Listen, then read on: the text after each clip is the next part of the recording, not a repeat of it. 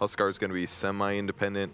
Morphling will probably show up to fights earlier. Centaur needs to get a Blink Dagger to get online a little fast. NaVi's ganking is not great this game, I would say, but they have enough early game, I think.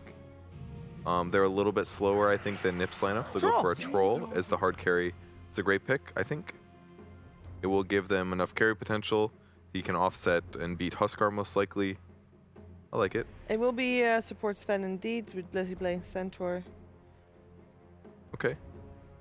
You know, there's an Oracle Huskar on one side, and if I didn't know the teams, I might have gone for NaVi. If there was blank? How are they going to deal with that? You can disarm the Troll. I guess the static link is actually pretty good against Huskar, because he just jumps on you and he can run away with the help of the Centaur. Or even just Inner Fire could push the Razor away too. True. Purge, who do you like? We know the pedigree of Nip here, but draft. I feel like I like Nip's draft better because it's earlier game. It's less. It doesn't feel like it has weaknesses in the laning stage. Okay. Like all of their lanes should be semi-okay. They can all rotate around and pressure. The only hero that's a little passive is Troll Warlord. Whereas on the other side, it's like Huskar plus Morphling plus Centaur. Centaur needs a blink to get active. And then Huskar and Morph can have some issues without a little time. So I feel like when I see too many like farm heavy cores, not that they're super farm heavy, they're okay, but they're a little bit more farm heavy. And I feel like against a really good team, they're not going to drop the ball. They're just going to be like tempo, tempo, tempo, and they're going to roll over and get big advantage and punish that. You like NIP? Am on board. So I'd say NIP. NIP? NIP. All right. Well, looks like Loot.bet did like the draft. So even though they still pick NIP to win, it went from 275 on the total matchup down to 231 for this particular game. So they like the draft, but not enough to say that NIP isn't going to win, but that's why they play the games, and let's get it started. Let's get it started indeed. NIP versus NaVi, an excellent series up ahead of us between arguably the two top teams here at the tournament at the moment. And we're going to see what's going to happen in this first game. We have a Huskar Oracle strat coming out from NaVi. The panel don't believe that NaVi are going to get away with it, though. They think NIP can deal with it. Would you agree? I really liked what Kevin said, in all honesty. Like, you can see there's more of a natural progression to the way NIP's draft will hit power spikes. You look at NaVi, and it feels like if they don't have some sort of, like, just massive advantage out of the lanes, they don't have that same comfort with the way their heroes operate. Like, none of the cores are natural playmakers, and the side of NIP, it's so basic for them. Like, they have Brew, should pretty much be able to secure any team fight with the split.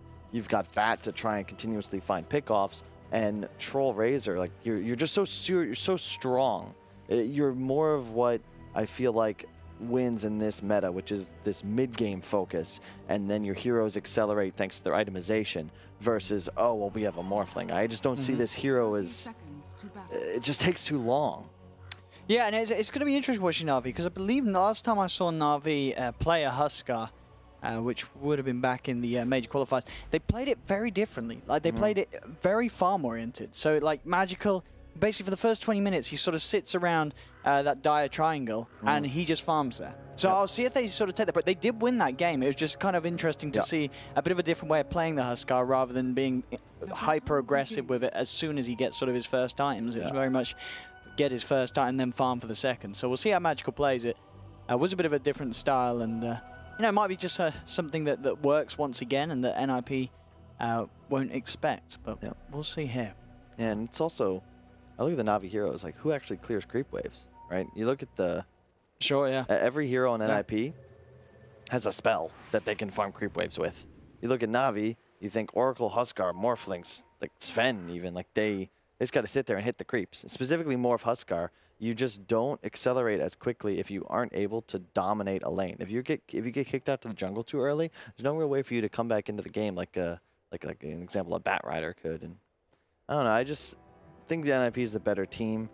I'm sure the home crowd is certainly rooting for NaVi, but I think when the better team has the easier draft to execute, better win conditions. Yeah, and I'd imagine in the drafting phase, PPD he knew that there was the chance of the Huskar coming, and he just didn't care. Do you think? Yeah. Like this Huskar wouldn't have come as a surprise to NIP, would it? No, I don't think so at all. You have 2 natural BKB buyers as well. In addition, Bat. Now that Huskar has no innate magic resist, it's a lot better matchup for this Bat Rider. So we'll see what happens. So we've got NIP at the moment, starting with the aggressive tri-lane. 33 on the brew, backed up by both Saxa and PPD. Actually, on PPD, he's quickly headed back down bottom, so wants to settle as duo lanes rather than keeping 3 up top unnecessarily. Yeah, I really like what NIP's done here. Oh, magical? He should be okay.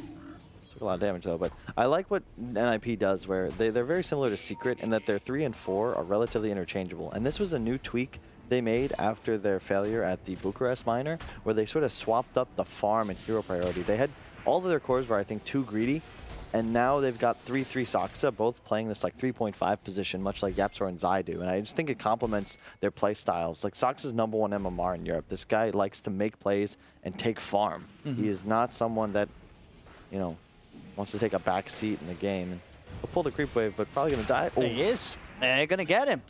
#1 in EU. He's dead. Dude, the more I praise people, the more likely it is to die. This magical power call, yeah. Cursing players left, right, and center. Yeah. But look, so looking at the mid and the bottom lane, NIP, they put Ace in the mid on his troll. They put Fudder in the safe lane as the Razor. This is just what the better matchups.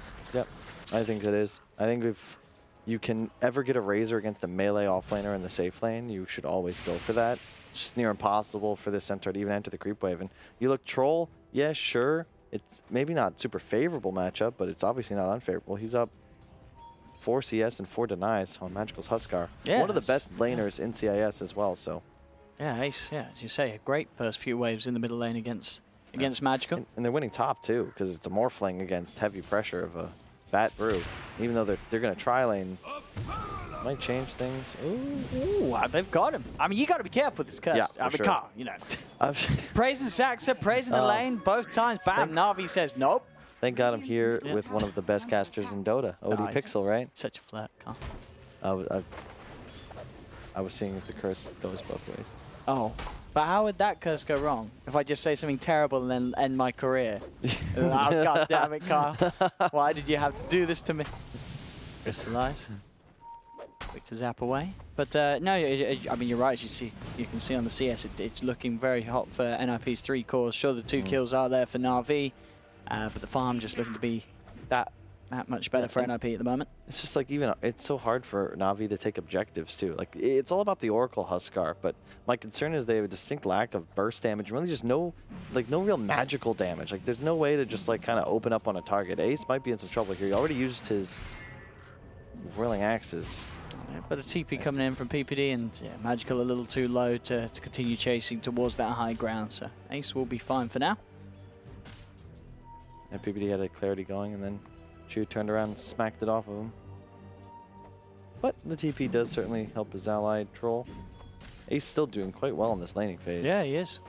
He's not doing too bad at all against Magical Huskar. As top lane, 33. There's going to be another attempt from NaVi to have a bit of a poke at him.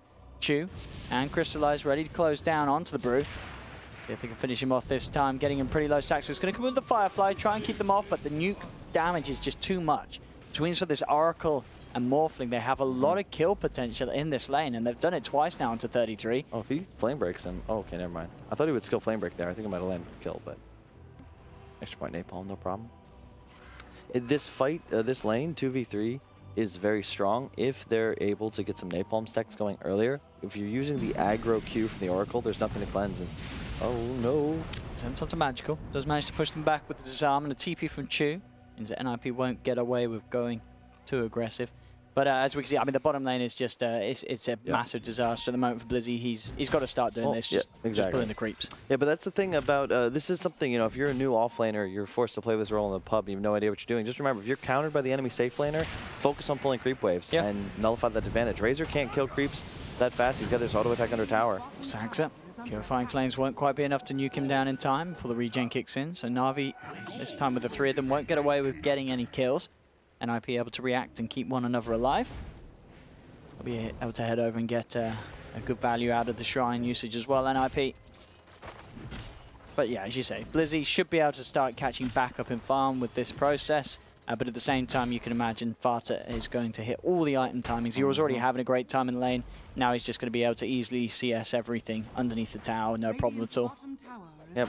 It is frustrating as a Razor, though, because you prefer to lane against enemies. It's a lot like if you ever, you know, same with Viper, any real lane dominator, whenever you're forced into a trade matchup, you feel pretty grim. Yeah.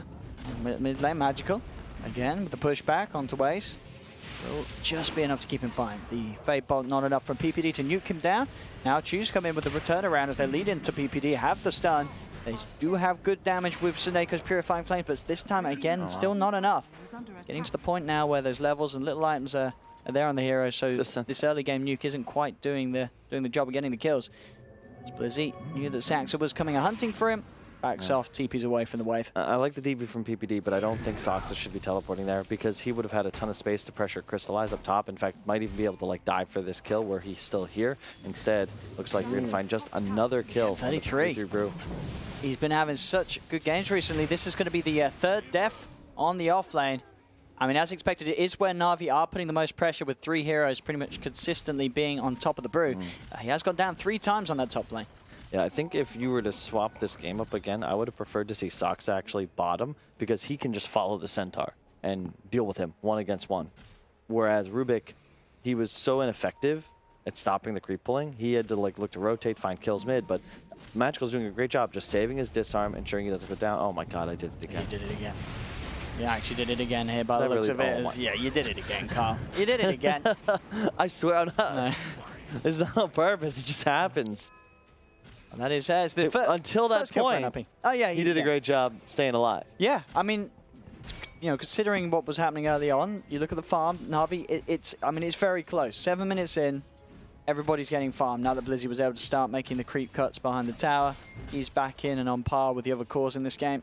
And it's just 33 that is a little behind because of how many times he did down that top lane. So they're going to make a bit of a switch up. 33 is going to go down to the bottom lane. Violet's in the jungle for now. We'll see what lane he sort of ends up being a part of. He is starting to move towards the middle. Yeah, I think if NIP looks at this replay and they realize if we had just swapped up our support's location around 2-3 minutes, this is a much simpler game for them. Bat's this aggro support that can't really peel, but can play super aggressive, kill heroes like Centaur with ease, whereas Rubik is excellent to peel. And Navi's draft, like, they're killing Brew, but it takes them so much time to set that up, you know? If you just have a lift back, Brew's probably going to survive every time. And nice moves by Fada. Oh, Centaur. That Stampede will keep Seneca safe. He's out, and in fact, in the mid lane, Magical's in on top of Ace. Ace does have that ult to keep him alive for a little bit, turns towards Chu, and is he going to dodge the spears? He won't. He's going to survive on the troll, and Huskar's actually going to be the one that goes down as the wraparound was there for the rest of the teams. Ace keeping himself alive with that ultimate, able to make his way back to base. It's unbelievable. He doesn't even have shoes, and somehow he was able to survive that clash.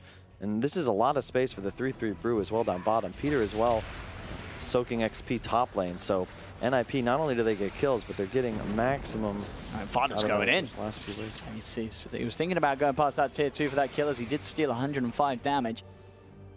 Max Izzy as well. So Fada going for that farming Razor build. One of the best in the world, if not the best. You can always trust Fada to know how to play this hero on any patch, as it is, I believe, his favorite. He's been playing Razor even when it was bad, but he would do it good. Yeah. Special player on the hero. Absolutely. Bottom lane, Blizzy has now decided to try and come back into the lane.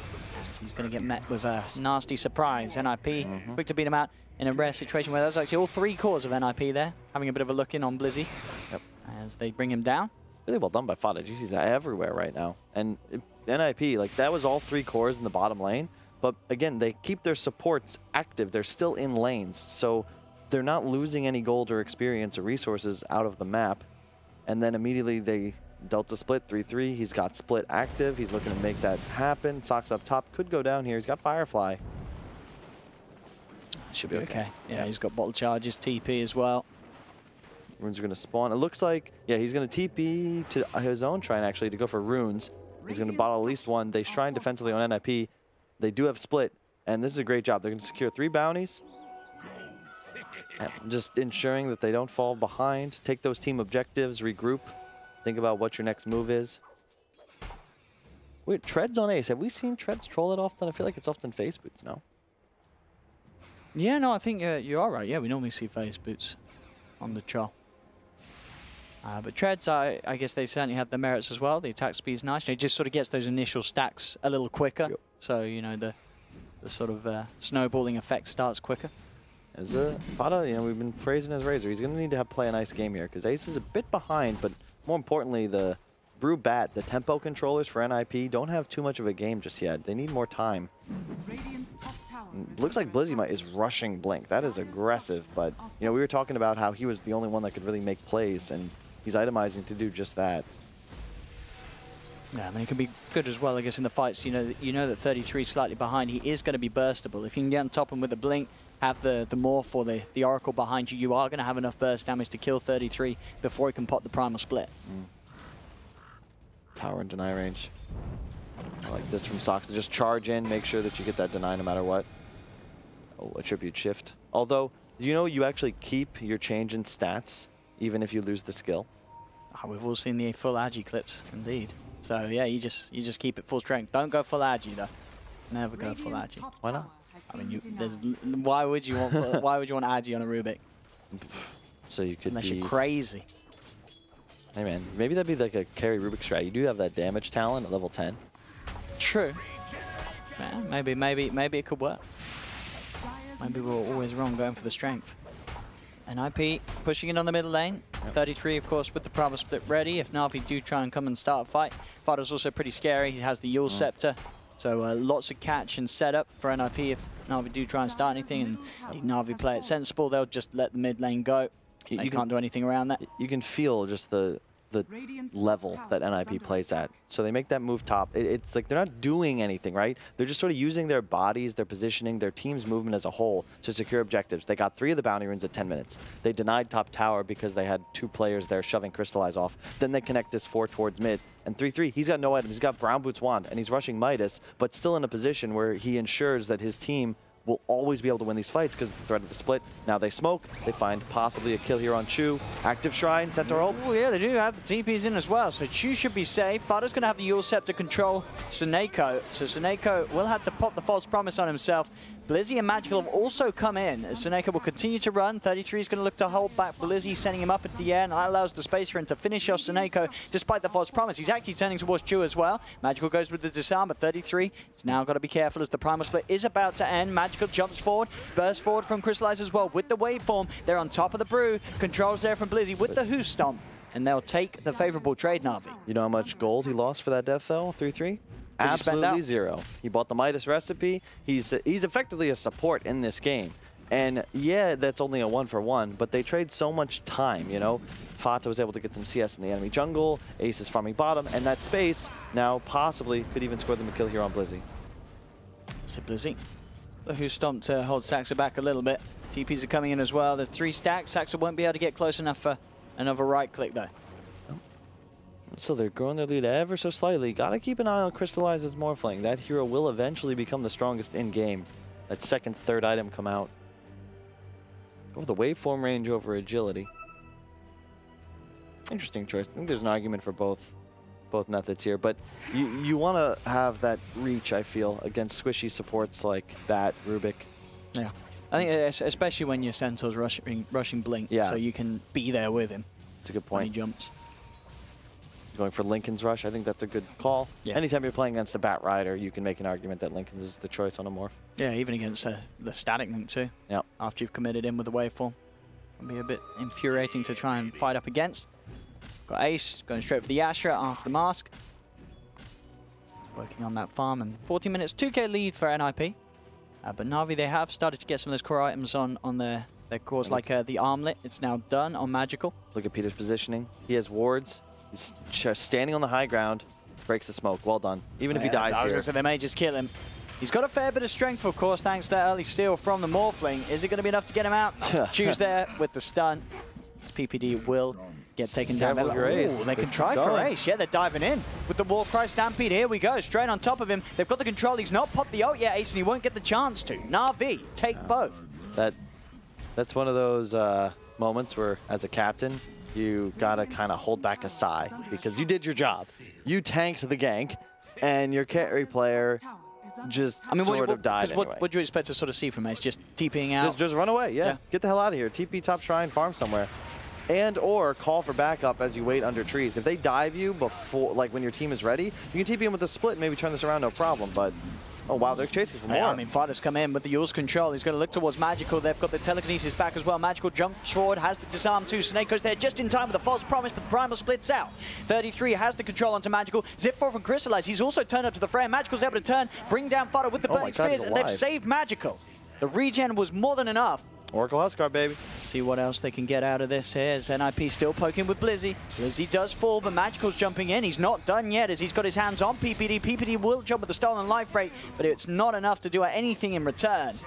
As NaVi punch back hard. But NIP, they've done a great job of maintaining their economy as well, because Soxa was just top that entire time farming. Ace respawned, he was just farming, and this is something you see a lot of these top teams do. VP Secret, you lose players here and there, but you feel fine forcing these engagements, trading even unfavorably, because you're never bringing your full wolf pack to the engagement. Whereas NaVi, they're 5, and you know, credit to the draft. You see the Oracle Huskar power. Somehow, somehow he survives, but.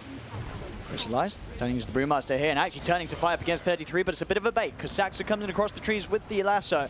Crystallized, he's still not done yet. He's still trying to hunt for 33 as he zips forward with the waveform. 33 should be able to walk himself away to safety. Mid lane Fighter. Setups there onto Choose. He's getting a good static link off. Chu trying his best to keep the distance, but Fighter will be sure to pursue with the Eye of the Storm. Jump forward though. Chu's going to be fine. He's out of range as Blizzy's tag teamed in. Jumps in with a Hoostomp. Crystallizes in as well with a TP. It's a trap for Fighter, and they'll kill him.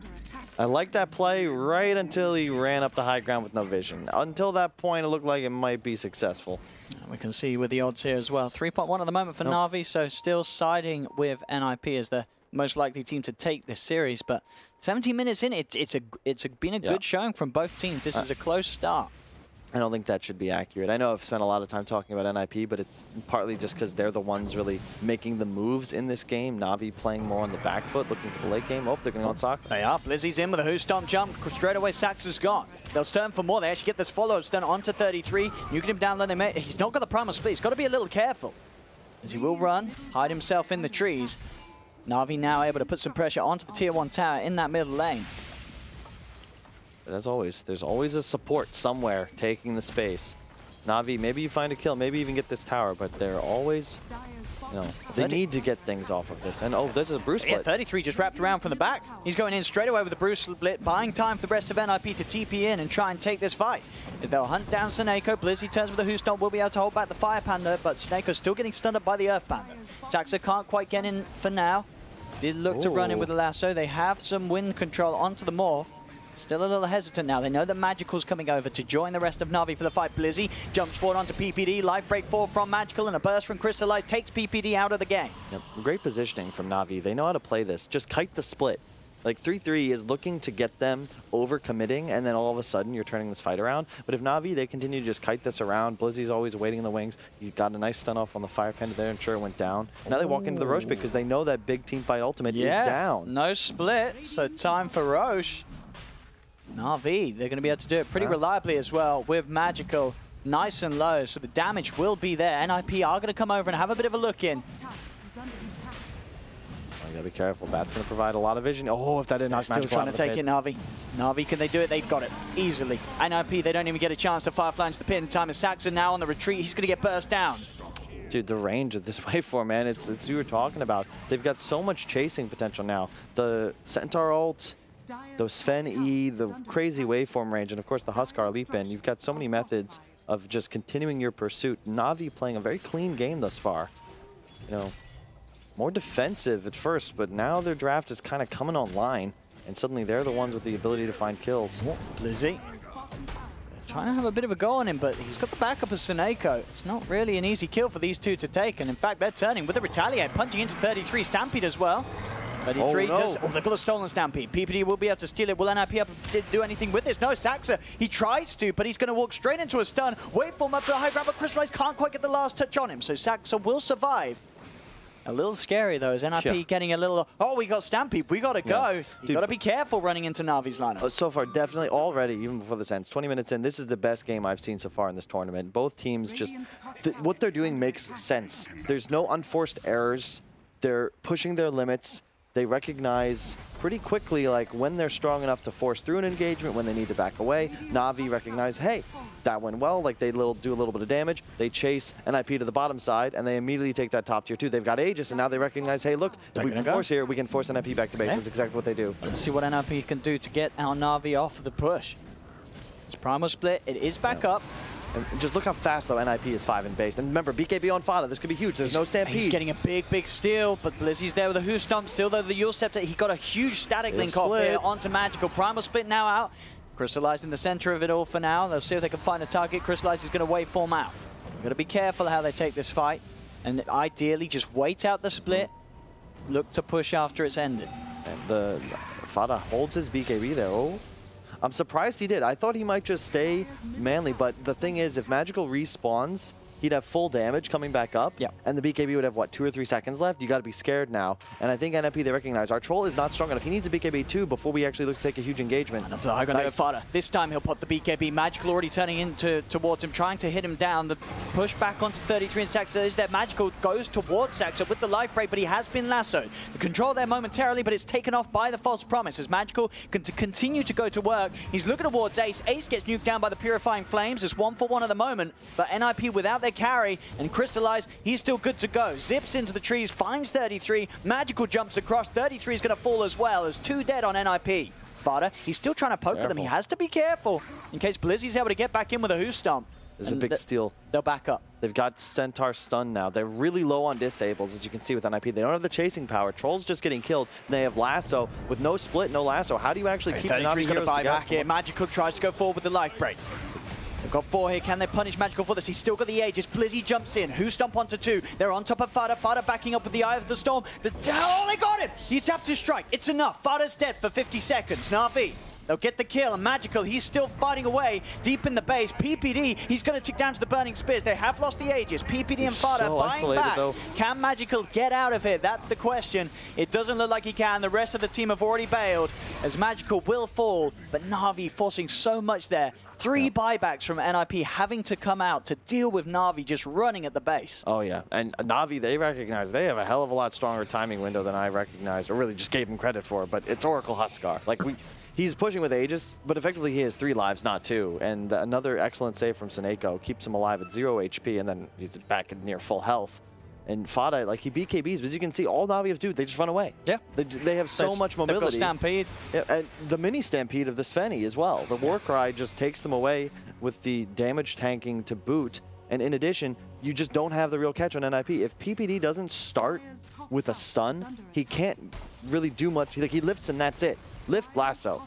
That's your actual disable. You can aggro Yules like Fada's been doing, but then limits, it just increases the time that, or decreases the time your BKB is active, and you're actually still doing damage. You get big lifts off, but look at his item build. You know, Yule's BKB Tranquils, there's no real attack speed. He's not that threatening as an auto attacker just yet. And he's going to be even less threatening now that the evasion's online for Magical. He's got the full halberd on the Huskar. And look at the odds there. Straight down, even pretty much between the 2 teams. It certainly looks to be that way. NaVi, they are just 1K ahead, but these sort of moves, these sort of plays, the fact that there's a lot of buybacks on cooldown now for NIP, certainly putting NaVi in the favorable position, despite coming into this series, NIP certainly being the team that you would expect to have the slight edge. Yep. Indeed. Maybe that's, you know, not quite enough credit towards NaVi, although I think NIP just looked more impressive in the game they played against Gambit. But only a 1K gold lead still. In the... Just because the Midas on Brew, and the fact that I think Rubik is one of the hardest scaling 5s in Dota right now, it's going to just be about, can NIP kill the Oracle? And I've always liked Panda against that hero. I think they need to focus more on CCing the Huskar, kill the Oracle, and potentially look to deal with Crystallize as Morph. But, you know, man, Morph, this is still a really hard carry. Runes are going to spawn. Looks like we'll have a 2-2 trade. Hard game to read. Both teams still playing well, honestly.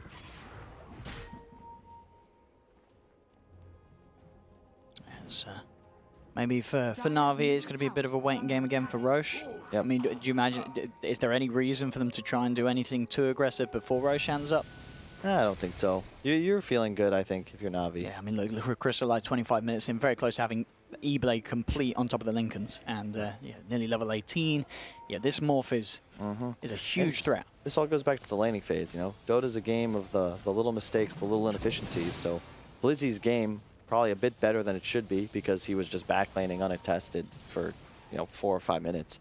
Crystallized, he got, what, 2, 3 extra kills in the laning phase and 3-3. Yeah, he got 3 kills on 33 in the first 5 minutes. Yeah, and he rushed Midas, but it still came online like 12, 13 minutes in because he was just so poor. We're talking like Brown Boots, Quelling Blade, Stick Midas. This was about as fast as you can get it. Soxa rushing bots into the drums. He'll have Blink soon. Then you have some actual initiation on the side of NIP that can't just be countered by Stampede, but here they come. Yeah, NaVi just making a beeline immediately for the middle lane. PPD will be found. The rest of NIP have backed up, but that's NIP down a member for a good 70 seconds. But that's the second time. PPD, you know, credit to him as the original position 6-5 support. Again, breaks a smoke, breaks a gank, keeps the score alive. Long respawn, but just a Rubik, not really much you can do to stop him. Or rather, to force lane, especially with a nice illusion like that. I just had a thought. Is it sometimes bad to kill the captain? Because now he's got a minute, PPD, right, to sit back and go, all right, what the hell's going on? And he can break down. Because as a captain, right, if you're a support, you're dead for a minute. That means you can do a lot of mental work, right? It's true. So maybe that was the mistake. That's a good point. They should have let him live. Maybe. Now PPD is going to know exactly what to do. He's going to assess the entire situation. Yeah. I remember throwing a game once because I tried to kill someone when I could have just kept hitting them with the boar as Beastmaster and kept them from TPing back to base, and my team would have raxed. So there's actually a few times where not going for the kill. Yeah, keep them alive, right? And maybe you just butter them up. You just take them along with you. You're like, okay, let's wait for our creep wave. Then we'll kill this guy so we can look to go high ground. You know, you never know. Game, by the way, flip-flocking, ping-ponging back and forth. Neither team really with a concrete lead, but whenever you look at the top of the net worth and you see one team with Razor, one team with Morph, you gotta favor the Morph, right? Yeah, and the fact that, I mean, maybe that's if the Troll is in a better place, but he's got a bit of catching up to still do.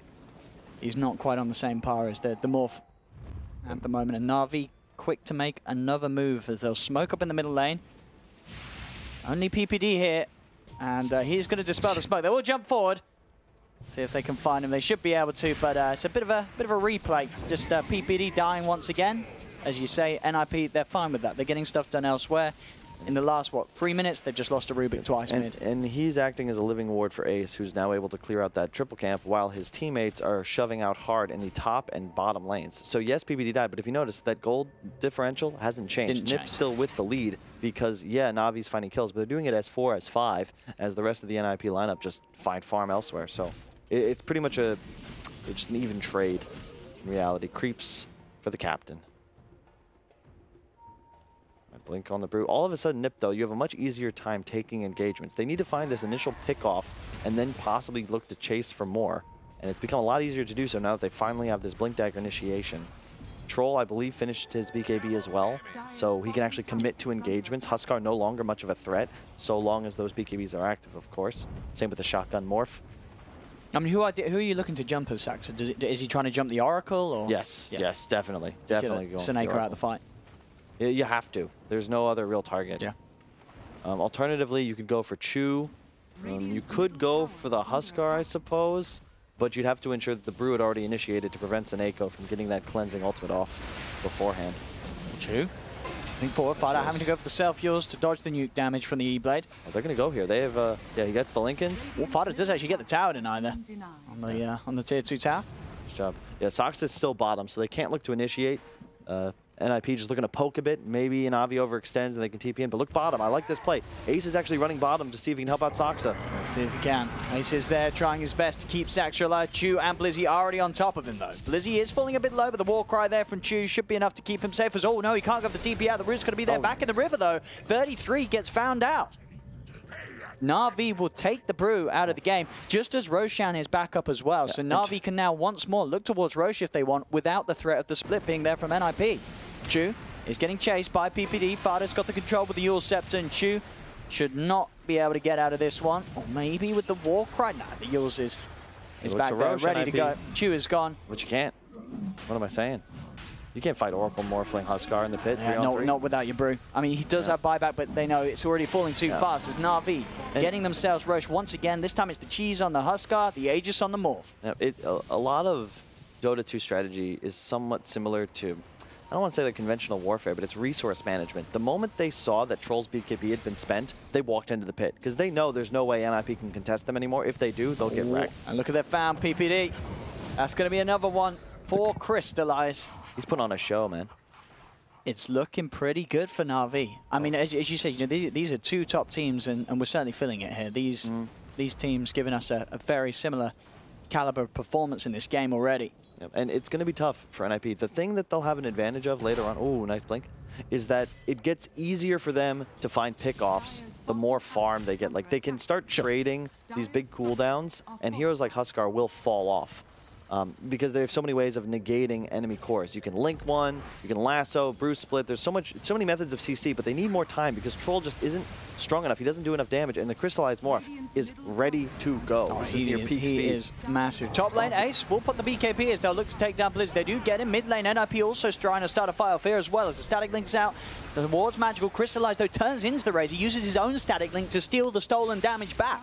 There's now Magical, controlled by the Primal Split. There'll be a buyback from Blizzy. False Promise there just in time to keep Magical alive for the first time round as he'll jump forward, trying to force NIP back towards the base. Magical should pretty much full heal after the False Promise, and indeed he does. Back up to full on the Huskar.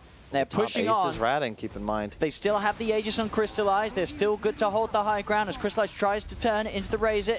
Ace is getting away with a lot of damage. You're all right here. NaVi, they're getting pushed off the mid-racks. Blizzy is back just in time with a Husto, but Ace should be able to finish the racks off. I don't think he cares if he dies. In fact, with the ult, he may even bring some people down with him. He pops the ult, turns towards Magical, but the missed chances are too much, so Ace will fall. But he did get the top racks, and NaVi were unable to get the mid set. This is just a beautiful game of Dota to watch. I just want to really discuss that more than anything else. You can see it's NaVi looking to force, NIP trying to just slow them down, buy time. Ace recognizes, if I come back to the fight, I don't really do anything. We're not going to win this engagement. He had used his BKB. He did for Blizzy. Yeah, exactly. Blizzy's like, okay, I'm going to buy back and try to defend racks. And it's just so smart. It's such great awareness because if Ace is back in base with no BKB, he's a creep. He can't commit. He can't do a damn thing. And NaVi can just be like, okay, 5-on-5, boys. Blizzy, get your ass here. We're just going to win this engagement, take this racks for free. And instead, NIP actually come out pretty far ahead. Like, sure, you lost your carry, but you defend your mid tower, your mid racks, and Ace doesn't have buyback though. So despite NaVi not getting the trade earlier, now that they're back in on the mid, they should be able to find it. 33 will jump forward. Quick with the E-play though. 33's falling low. He hasn't got the split. He's dead. I don't know if that Brew's gone for 50 seconds, and as he threw himself in an attempt to push NaVi back from the mid-racks. Now Saxu tried to jump in. Lasso is there onto Seneko. Now the buyback comes out from the Brew. Seneko gets the false promise off in time as he'll try and back away. Magical straight into the midst of the fight, but he gets nuked down. That's Magical dead. Crystallized has got to be careful. He tried to waveform out, but there wasn't enough range, so he's stuck in the base. Crystallized should drop as he's trying to shift into strength, but NIP are on top of him. They'll bring him down the wonks. We'll see if they can get him the second time. They've got the force surrounding him. Blizzy's outside. Crystallized has a lot of HP. He'll try and go straight for the TP out, but Ace is on top. The bash is coming into play there. Not the bash, sorry, just the rock from 33 being thrown in as well for good measure. As NaVi, they tried to look and see if they could get away with that opening with Ace dead to find the racks, but they couldn't. They didn't take either of them. Now they're without Crystallized for 70 seconds. He does not have buyback available, and NIP, they're just going to charge straight down mid. This is a clinical game of Dota from NIP. Their decision-making, like, their backs were against the wall, the way this went down. The buybacks, 3 buybacks to defend their top racks near 15 minutes ago, that was necessary. And they've just continued, like, they weren't winning for a while, right? But they were trying to lose just as, like, they'd lose heroes, but it wouldn't matter because they'd be eating the map. And all of a sudden, you know, they gave ground, and they find this one opportunity with NaVi making a couple of critical errors. You know, Oracle, he has to false promise himself for the first time. That's a game changer. Magical dies. He's used to having Seneko in his pocket. Seneko has saved the Huskar, what, 4 or 5 times? When that's not possible, he gets a little overeager. Now he's dead. Crystallized is left alone in the base. He'll die twice, no problem. Yeah, Magical also that he did die. With cheese still in his inventory, so maybe a bit of a misplay there as he did commit with the deep dive, the jump forward. Yep. without popping the cheese. And at least for NaVi, though, they don't push up towards the racks, NIP. So the mid lane's not going to be a threat. NaVi, they're already coming out, does get scanned by NIP. They know what's coming in, but it might not be enough information to say Saxa's the stun. It's actually going to get onto the two of them. Saxa's gone. Now NaVi, can they chase down Ace? Ace. He's got BKB, TP. He has got PPD by his side as well. And yeah, it turns with the slow. NaVi won't be able to follow any further, and unless they go for the hope that he may have been being a little greedy and going for those creeps, but it wasn't the case, as Ace does retreat. And another underrated thing thus far is Fada's BKB usage. It's been near flawless. Every time the Centaur blinks in, he's getting his BKB and then link off preemptively onto a target. And when if you can if you can get the Centaur to use his blink, that's just so good. If you BKB preemptively, he knows, all right, avoid him for a moment, look around the outskirts of the fight. But when Blizzy commits, then you know where he is. It's a different engagement. You're getting as much as possible. The ideal timing to pop a BKB is like that last moment, and he's doing it every single time. It's just a good quality game of Dota. 17-27, only a 4K lead. Don't get me wrong, NaVi is not out of this. Absolutely not. It still could go both ways. It's all these little decisions. If 3-3 hadn't bought a Midas, like first item, he would not have nearly as much game impact as he has right now. And NaVi, they feel the pressure a little bit. I don't know if you want to do this. Magical, no BKB. He's only 700 gold away, and you're just going to go high ground now? See? Ooh. Just try and get force forward and go into the blink. The counter plays there. PPD with telekinesis. Fada's going to lead straight in with the BKB and static link down onto Blizzy. PPD not quite dead yet. Does fall as Magical has the magical damage to finish him off. Crystallize. He's been false promised. He's getting rooted up. He's able to waveform away. They need to get heals upon him. Saxa tries to jump in to finish off them off, and they'll get him. That's going to be Crystallized dead. Magical on the backlines. He's looking for Ace. Heading forward here. Should be able to find the troll. The Burning Spears will have been enough to tick Ace down. It will. They'll get Ace, but it's going to cost them the life of Crystallize and of Magical by the looks of it. I say that though, Magical, no, it finally goes down. They do get both of the cores. Chu tries to TP out, but a Yule Scepter from Fada holds him in place as NaVi just getting a little too antsy there with the push. It cost them big time. Peter keeps getting these 6 steals in the fight. He started with the Sven stun. Later on, he had the Huskar disarm AoE, and now he once again gets the stun. They're going to check Roge, but it's not up. They're not going to check it. They actually probably have a timer. They can just look to go mid. Yeah. This is, again, just NaVi a little over-aggressive. Like, you're 3,200 gold in your Huskar. Why make this play before the BKB? Well, let's see, and we can see there with the odds pretty much reverted back to how they were before after that fight, with NIP looking to have shut down that attempt from NaVi to take the mid lane. Of course, if you want to check that stuff out, there's links below the stream. Now into the base, forcing out the fortification. And NaVi do have buybacks. Ideally, though, they won't really want to use them unless X really forced. And there, Magical's going to buy back. Seneko gets caught out by Saxa. Blizzy tries to get himself in, forced back. There's now going to be a second buyback. Seneko's back into the action. Because NIP, they will respect the buybacks. They start to get themselves outside of the base. See if they can chase, though. Stampede, 33, looking for the TP out. They've got the stun, though. Blizzy on top with the Who Stomp. 33 will fall. They knew somebody was going to have to die, but that was a key target. Brew does not have buyback. NaVi know this. It's just the game of buybacks, right? You trade the Huskar BB and you get the key target, the Brew. Once again, Fada with a frame-perfect BKB activation, by the way. And I think if you're NIP now, you know that you're outmatched for this minute. You can trade one. You want to delay NaVi as much as possible. I think you can lose 1 Rax, but you want to ensure you don't lose 2. And look, this is so smart from Ace. He's going to beeline straight towards bottom because he recognizes, look, I need to create some sort of mismatch in my base so that we don't lose 2, even 3 Rax. I mean, Crystallize is back there, but Crystallize, is that enough to hold off a push? They're actually going to bring in Blizzy as well. Yeah, but you can feel it. Like, the team, like, why isn't NaVi running into base? They must be looking to set something up on Ace. So he just, by moving towards that bottom lane, actually prevents this push. That's crazy. Like, this is not a game of, like, some, super outplays, like some Invoker, Tornado, Sunstrike combo, whatever. It's more methodical. It's about positioning, it's about pushing, and it's about how both teams are reading the map and what the individuals do to sort of change the game state. It's not something you really have seen yet in this tournament, but it's a good example of why I think so many of us are still addicted to Dota, because it's just, it's so complex. You could watch this replay and still find more new things to discuss. I haven't even brought up items, which is something I usually lean on during casts, like the pike on Huskar. Not quite sure if I'm buying this one. Where is his BKB? It's on the courier coming out. Nice. Yeah. But there's an AC on Fada. That item is super key. It's a 10 armor shift in these engagements. And if you look at both lineups, physical damage is really the name of the game. BKB as well in the Batrider. That means if he can find someone to cancel well, he can just find the Oracle. That's what it comes down to.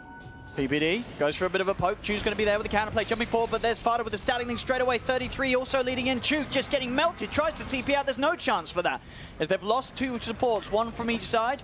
Chu for PPD at the moment. Magical still trying his best with the BKB, but now the BKB is worn off. Has to be a little careful. Ace is heading in towards the fight. Fada's back in with the Eye of the Storm. Magical jumps in, actually pushing there Fada into the pit and in a bit of an awkward place to get back towards the rest of his teammates. He now looks towards 33, 33 days, popping the BKB, and Crystallize just gets shredded by the troll. Seneko does manage to get the false promise out onto Magical in time, but NaVi, they're starting to fall apart a little bit. Yule's up from the Wind Panda, sending Magical up into the air. Ace, does he want to try and finish him off? No, he's backing off. With the BKB gone, they're a little scared of Magical. They have to be careful with how they approach this Huskar. He's going to have the disarm available again. Jumps up towards Fada. Fada, he's keeping the distance. Blizzy's in with a Who Stomp. The double edge, they kill Fada. But NaVi, they've lost all 5 of them. Fada buys back immediately because he knows this is the time to go. Buys back, has the bot straight down to the bottom lane. All waves are going to be pushing in towards NaVi's base. And this is perfect. Do you know the Huskar's dead for 100 seconds?